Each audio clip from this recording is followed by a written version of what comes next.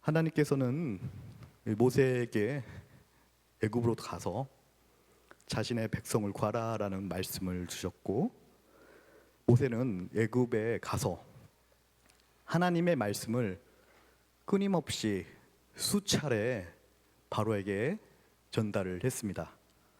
바로는 모세의 말을 듣습니까? 안 듣습니까? 안 듣습니다. 듣지를 않습니다.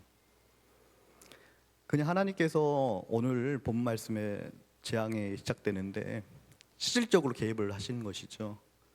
하나님께서는 한 번에 그냥 기분 나쁘다고 하신 것이 아니라 그들에게 수차례 경고를 말씀을 하신 거예요. 여러분들, 애굽의 사람들은 심판 받아야 합니까? 그들은 하나님을 믿지 않는 족속이기 때문에 하나님께서 그들을 싫어하십니까? 싫어하셨다고 하면 바로 왕에게 가서 하나님 말씀을 수차례 전하는 말도 안 했을 거고 바로 심판을 내리셨을 거예요. 사실 하나님께서는 그들에게 기회를 주신 거예요. 하나님 말씀을 그들이 순종을 했다고 하면 재앙 안 일어납니다. 하지만 모세가 수차례 바로 왕에게 경고를 했을 때 성경에 자주 등장하는 단어가 뭐예요? 완악한 바로, 마음이 완악하여 하나님의 말씀을 듣지 않았다라는 단어가 굉장히 많이 등장하는 것을 성경을 통해 볼 수가 있어요. 이 말은 뭐냐? 바로는 하나님을 무시했습니다. 인정하지 않았어요. 그렇기 때문에 하나님 말씀을 듣지를 않은 것이죠. 사실 우리가 한 번 더 생각을 해볼 것은 애굽 백성도 구원을 받을 수 있는 기회가 여러 번 있었습니다. 하나님 말씀은 애국 사람들에게나 그때 당시 유대인들에게나 똑같이 전달되었는데 하나님의 백성인 유대인들은 순종을 하는 것이고 하나님 백성이 아닌 애굽 왕과 애굽 사람들은 순종하지 않았기 때문에 그로 인해서 재앙이 일어나게 되었다는 것을 우리 성경을 통해 볼 수가 있어요. 모세는 이제 다 마지막으로 말씀을 전파하는 거죠. 너 우리 하나님의 백성을 이제 보내주시오라고 전달하니까 싫습니다, 싫다 이렇게 이야기하는 거죠. 자신의 힘을 더 믿는 거고, 바로 왕 입장에서는 그때 당시 히브리 사람들이 노예였기 때문에, 노예는 고대 시대 때 재산과 마찬가지잖아요. 노예 노동력을 이용하면 무엇이든 자기가 원하는 것들을 얻을 수 있는 그런 재산과 같은 것이기 때문에 포기를 못하는 것이죠. 우리가 세상에서 봐도 물질 있고 힘 있는 사람들이 자신의 권력을 지키기 위해서 그걸 한 번에 포기 못하잖아요. 우리는 뭐 정치하는 사람들이나 그 세계에서 영향력 끼치는 사람들 보면 포기 못해서 인생의 마지막 때에 부끄러운 모습을 이렇게 보는 경우가 참 많이 있는 것 같아요. 이게 인간의 마음이에요. 세상의 마음이에요. 바로는 세상을 상징하는 거예요. 세상이 이렇다는 거예요. 하지만 그럼에도 불구하고 하나님께서는 애굽 사람들에게 수차례 경고를 했습니다. 모세는 마지막으로 경고하자 바로 왕은 하나님 말씀대로 마음이 완악하기 때문에 듣지를 않은 거예요. 오늘 성경 말씀을 보면 모세의 지팡이가 또 등장을 하죠. 이 모세의 지팡이, 사실 모세 지팡이를 통해서 뭐 지팡이가 뱀이 되는 그 이적은 바로 왕도 직접 봤어요. 하나님의 이적의 상징물이라고 할 수 있는 이 지팡이를 형 아론에게 줍니다. 그걸 아론에게 명령하는 거죠. 이 지팡이를 나일 강에 쳐라 할 때 어떤 일이 일어납니까? 첫 번째 재앙, 피해의 재앙이 일어나기 시작하는 거예요. 이제는 하나님께서는 이제 실질적으로 이제 일을 하시기 시작하는 거예요. 이런 재앙이 일어났을 때 바로 왕이 순복을 하고 인정을 했다가 하면 한 번의 재앙으로 끝났을 텐데, 바로 왕은 마음이 완악하기 때문에 인정을 안 하는 모습을 볼 수가 있어요. 이게 바로 그 세상적인 사람들의 그런 모습인 것 같아요. 인정을 하지 않아요. 여기서 성경을 보니까 나일 강만 피로 변했다 적혀 있나요? 나일 강뿐만 아니라 그릇에 있는 물들, 그리고 우물가에 있는 물들, 물이 있는 것은 애굽 전역에 있는 모든 물이 다 피로 변하였다라고 성경에 기록되어 있는 것을 볼 수가 있어요. 하나님께서는 정말로 이제는 일을 행하시기 시작한 거예요. 피로 변한 물 먹을 수 있습니까? 피는 죽음을 상징하는 것이죠. 물이 죽었어요. 물이 죽었다고 하면 여러분들 썩은 물을 가지고 살 수 있겠습니까? 우리가 물 없이 살 수 있어요? 밥도 해야죠. 샤워도 해야죠. 화장실도 처리해야 돼요. 물 없이 사람은 살 수가 없어요. 얼마나 불편하겠어요. 애국 사람들은 이 재앙 일어나자 고통을 받기 시작하는 것이죠. 근데 이 모든 사람들의 고통을 받을 때 바로 왕의 행동은 어떻습니까? 그냥 무덤덤한 거예요. 그 주변에 있는 그 요술사들 불러다가 너도 한번 물이 피로 변하게 해라. 흉내를 내는 것이죠. 온천이 변하는 것이 아니라 그냥 물이 피 색깔로 변하게 하는 그런 흉내를 내는 요술사가 흉내를 내니까 바로 왕은 마음이 또 그럼 그렇지. 또 우리도 이러한 기적 같은 것을 흉내를 낼 수가 있어. 이렇게 생각을 해버리니까 바로는 그냥 하나님 말씀에 대해서 그냥 무시를 해버리는 것을 볼 수가 있어요. 근데요, 바로 왕 주변에 있는 사람, 이 사람 한 사람 때문에 주변 사람들 얼마나 피곤해졌습니까? 샤워를 못해요. 우리가 수도공사 한다고 하루 이틀만 물 안 나와도 고생스럽잖아요. 예전에 한번 동파가 돼가지고 한 3일 동안 물이 안 나온 적이 있었는데 얼마나 힘들은지 아세요? 여기 교회에서 물 떠다가 샤워도 해야 되고 밥도 지어야 되고 하니까 3일 동안 물동이 되고 옮기고 커다란 대야에다 붓고 얼마나 그것도 고생스러운데 그 수많은 사람들의 그 고통의 소리를 외면해버리는 그 바로의 모습, 이러한 모습들이 참 안타까운 것 같아요. 지도자 한 명 때문에 주변 사람들이 다 어려움에 처할 수가 있다. 지도자 한 명 때문에 내 주변의 사람들이 아픔을 겪을 수가 있다. 하나님을 모르는 사람 한 사람 때문에 주변 사람들까지 다 고난을 당할 수가 있다. 그렇기 때문에 이런 것을 보면서 우리 모두의 믿음은 굉장히 중요하다. 특히 리더들, 교회 지도자들, 이 지도자들의 한 명의 영향력 때문에 부응하느냐, 어렵게 되느냐, 그런 결과로 나올 수 있기 때문에 우리가 지도자를 뽑을 때 기도한 마음으로, 하나님의 마음으로 뽑을 필요성이 있다고 믿습니다. 하나님께서는 오늘 첫 번째 재앙, 피 재앙을 내립니다. 그 다음에 어떤 재앙이 일어납니까? 개구리. 어떤 학자들은 이런 이야기도 해요. 하나님께서는 이 10가지 재앙 이야기를 할 때 질서, 자연적인 질서를 사용해서 재앙을 일으켰다라고 이야기를 하는 학자들도 있어요. 나일강에 강물이 썩으니까 살 수가 없으니까 개구리는 어떻게 합니까? 개구리는 뛰쳐나오기 시작하는 거죠. 개구리가 물이 있으면 삽니까? 죽습니까? 죽기 시작해요. 그렇기 때문에 개구리가 죽으면 어떻게 합니까? 이가 생기기 시작해요. 이들이 이렇게 생기면 어떻게 됩니까? 파리가 생기기 시작해요. 파리가 생기면 어떻게 합니까? 그 개들이 그 병들을 옮기기 시작하잖아요. 가축들이 다 병들어 죽기 시작하는 거예요. 그리고 세상이 다 오염되어 있으니까 어떻게 됩니까? 피부병이 돌기 시작하는 거예요.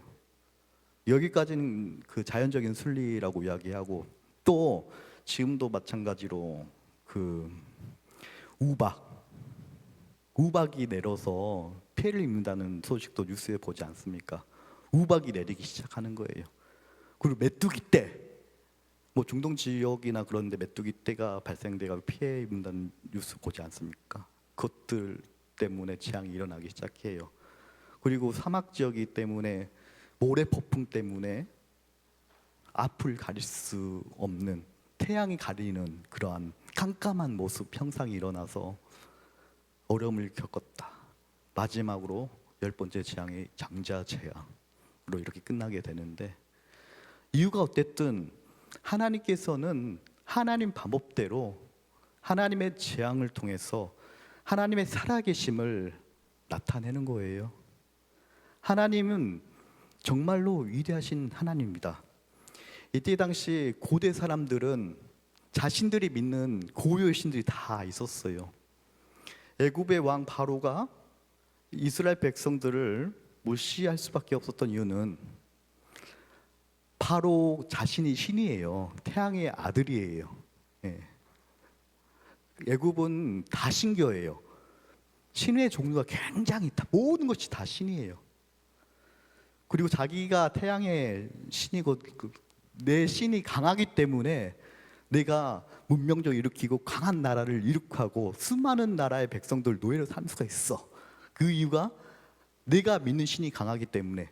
근데 이스라엘 백성을 쳐다보면 너무 힘이 약해요. 노예예요. 신적인 그때 고대 사람들 그 관점으로 바라보면 저 이스라엘 백성들이 힘이 없는 이유는 이스라엘 백성들이 믿는 하나님이 힘이 없기 때문에 그렇게 그 백성들이 고통을 더 당한 거야. 내가 믿는 신이 최고야라는 그런 그 고대 사람들은 그런 신적인 관념이 있었단 말이에요. 그렇기 때문에 바로가 하나님을 무시한 이유가 그러한 신념과 그러한 그 생각이 들어있기 때문에 하나님 무시한 거예요. 그때까지는 하나님께서 잠잠히 기다리고 계신 거예요. 하나님 때를 기다리고 계신 거예요. 그것도 이스라엘 백성이 요셉을 통해서 애굽을 건너간 지 400여 년 지나서 모세라는 사람을 선택을 하셨고, 오늘 드디어 오늘 본문 말씀에서 하나님께서 직접 이제는 개입하고 일하기 시작하는 거예요. 그렇기 때문에 또 어떤 학자는 10가지 재앙에 대해서 신적인 영적인 내용, 신적인 내용을 가지고 이야기하기도 해요. 이 10가지 재앙이 다 애굽의 신들이에요. 제가 이거는 한번 적어봤어요. 제가 외우질 못해가지고. 피는 하피라는 애굽의 신이에요. 개구리는 헤그트, 셋, 파리, 우아티트, 가축, 전염병, 하토르, 아피스, 독종, 임호텔, 우박, 누트, 메뚜기, 세트, 어두움, 태양의 신, 라, 장자의 죽음, 오이리스, 바로 다 10가지 재앙이 다 신들이에요. 이게 어떻게 보면 하나님께서는 너희들이 믿는 그 신들보다 하나님이 더 대단하시다. 하나님이 더 힘이 세다. 절대자 하나님이 진짜 신이라는 것을 애국 사람들에게 알려주는 거예요. 그때 그 사실을 깨닫고 애국 사람들이 돌아왔으면 그들도 하나님 백성이 될 수가 있었어요. 재난, 재앙 안 당할 수 있었어요. 근데 그들은 마음이 완악했어요. 완악했어요. 여기서 9번째 재앙이 어둠의 재앙이잖아요. 바로가 태양의 아들이에요. 그들이 믿은 신이에요. 태양, 빛의 반대는 어둠이 빛을 이긴 거거든요. 그러면 너가 믿는 태양의 아들이라는 바로 왕이 하나님보다 힘이 없다라는 것을 나타내주는 거예요. 그 재앙의 의미가. 그리고 마지막 재앙이 뭡니까? 죽음이잖아요. 첫째 아들 죽음. 바로의 아들이 첫째 아들 죽음. 애굽에 있었던 모든 첫 번째 태어난 거 다 죽음이잖아요. 하나님께서는 너희들이 믿는 그 신들, 네 자체가 신인데 네 신의 아들도 죽음으로 몰고 갈 수 있는 진짜 신은 너희가 믿는 그런 잡신이 아니라 오직 하나님만이 진짜 신이시다라는 것을 그들 고대 관념으로서 그거를 말씀해 주시는 거예요. 하나님께서는 어떻게 해서라도 그들이 돌아오기를 바랬어요. 우리가 성경을 바라보는 관점이 굉장히 중요해요. 어떤 성경을 바라보냐에 따라서 해석이 달라지기 때문에. 여러분들, 성경에는 이런 글들이 참 많이 등장. 가나안 족속들을 멸절하였더라. 오늘 말씀도 애국 사람들은 당연히 하나님 믿지 않았기 때문에 우상을 섬겼기 때문에 심판을 받아야 돼라는 사고. 어떻게 보면 성경적으로 바라보면 한쪽 면으로 바라보면 그렇게 해석 가능할 수도 있어요. 예를 들어서 예전에 10여 년 전에 일본에 쓰나미가 덮쳐왔어요. 수많은 사람들이 죽었잖아, 일본 사람들. 쓰나미 때문에. 그때 원자력 발전소도 터지고. 그때 어떤 사람은 이런 이야기도 해요. 일본이 그렇게 쓰나미를 통해서 재앙을 당한 것은 일본 사람들이 우상을 많이 섬기기 때문에 하나님 심판했다. 이렇게 이야기하는 것도 사실은 성경의 한쪽 면만 바라보면 그렇게 이야기할 수 있다고 봐요. 하지만 하나님께서 예수님이라면 그런 상황에서 어떻게 이야기를 했을까? 예수님께서는 정말로 그렇게 극단적으로 한쪽 면만 바라보면서 그들을 비난을 하고 재앙 때문에 하나님 믿지 않았기 때문에 그들이 죽음을 맞이해야 했을까? 저는 그렇게 생각하지 않아요. 예수님께서는 율법에 대해서 이렇게 말씀하셨어요. 딱 바리새인들이 이야기할 때 하나님을 사랑하고 내 이웃을 내 몸같이 사랑하라. 이게 율법의 의미다라고 예수님께 말씀을 하셨거든요. 아마 우리 예수님께서는 아파하셨을 것 같아요. 저들이 비록 하나님 믿지 않았지만 가족을 잃고 직장을 잃고 가정이 파괴되고 집이 파괴되고 직장이 파괴되고 친구를 잃고 도시가 파괴되는 그러한 아픔 속에서 예수님은 눈물을 흘리지 않았을까? 예수님은 진짜 예수님 믿는 사람이라고 하면 그들에게 너네들이 하나님을 믿지 않았기 때문에 그렇게 심판받았어라고 그의 이야기를 그들에게 할 수 있을까? 그 이야기를 듣는 지금 당장 가족 잃고 친구 잃고 직장 잃고 삶의 터전이 있는 사람들에게 그 말을 기독교인들에게 들었다가 하면 그 사람은 기독교인에 대해서 어떻게 생각을 할까? 아마 기독교인들은 피도 눈물도 없다라고 생각을 했을 거예요. 아마 그들에게 어떻게 접근을 해야 되냐?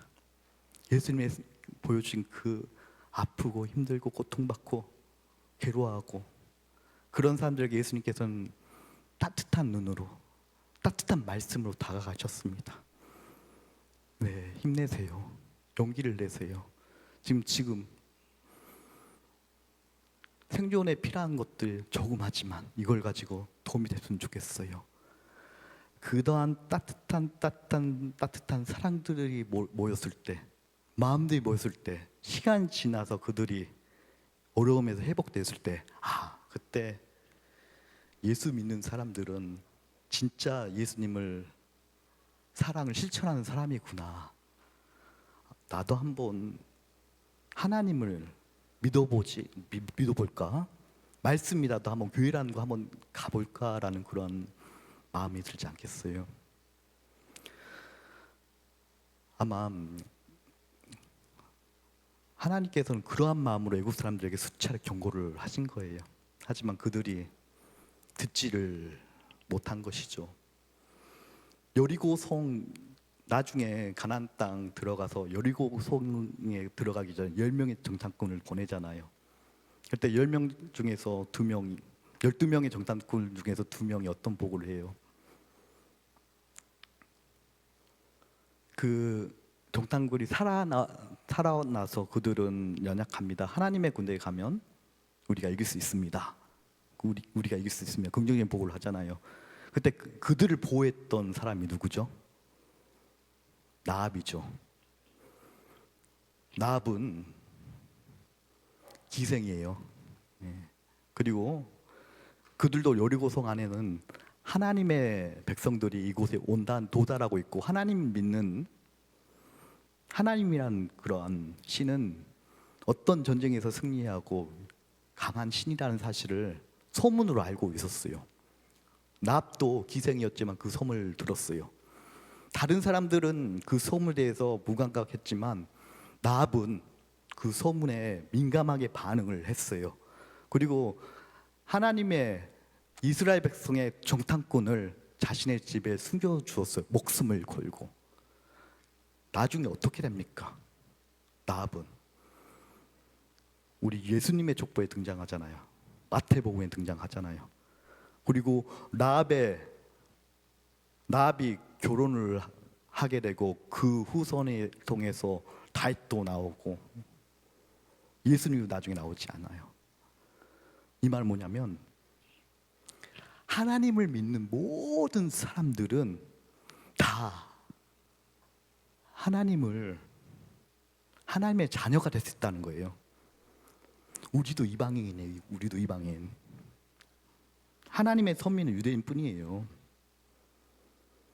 우리도 유대인 아니잖아요. 이방인이에요. 바울이 이방인 전도의 최초의 개척자는 바울이었는데 그 바울 덕분에 수많은 사람들이 전도하고 선교하고 수천 년이 지나서 100년 전에 한국에 기독교가 들어왔고 여러분들 친구든 부모를 통해서 우리가 하나님을 알고 지금 기독교인이 된 거예요.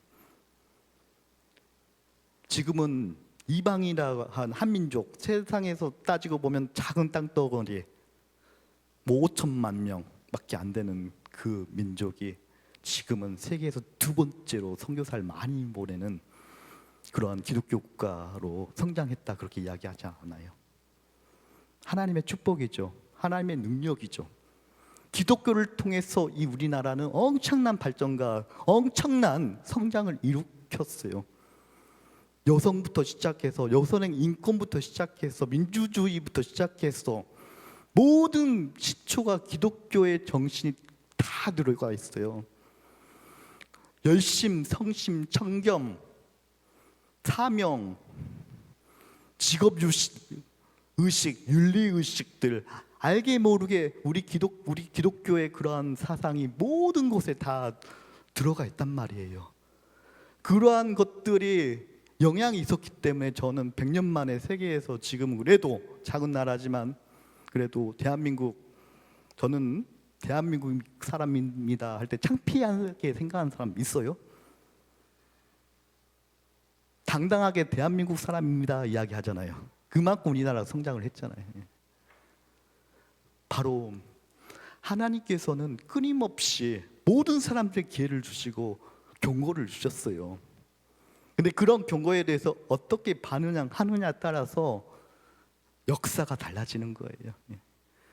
애굽 바로의 왕은 하나님께서 수차례 경고를 했지만 그거를 완악한 마음으로 받아들였기 때문에 그 경고는 바로의 그러한 어려움, 그러한 후손들의 그러한, 지금도 사실은 애굽에 영향받는 이집트가 그렇게 또 무슬림 국가로서 그렇게 좀 부족한 부분이 우리가 많이 보이기를 하는데, 어떠한 선택, 하나님의 경고에 대해서 어떻게 결정을 하느냐에 따라 인생이 달라지는 것이고 또 하나님의 축복이 달라지는 거예요.